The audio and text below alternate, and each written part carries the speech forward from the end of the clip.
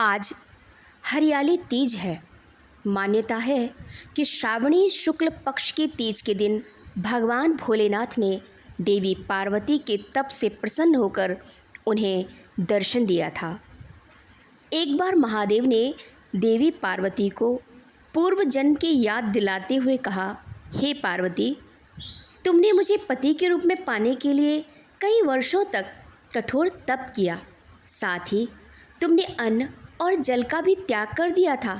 एक बार नारद मुनि आपके पिताजी के पास पहुँचे और कहने लगे कि इस तेजस्वी कन्या का विवाह भगवान विष्णु से कर दें तो अति उत्तम होगा। यह बात सुनकर पर्वतराज खुश हो गए और उन्होंने शादी के प्रस्ताव को स्वीकार कर लिया।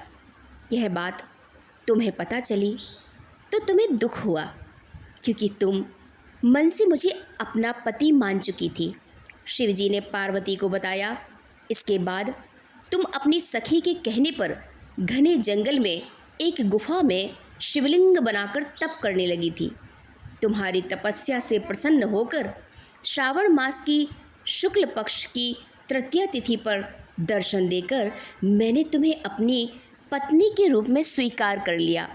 इसके बाद तुम्हारे पिता भी ढूंढते हुए गुफा तक पहुंच गए।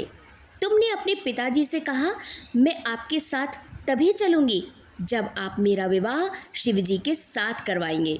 शिवजी ने कहा, हे पार्वती, तुम्हारे तप और हठ के आगे पिता ने तुम्हारा विवाह मुझसे कराने की सहमति दे दी।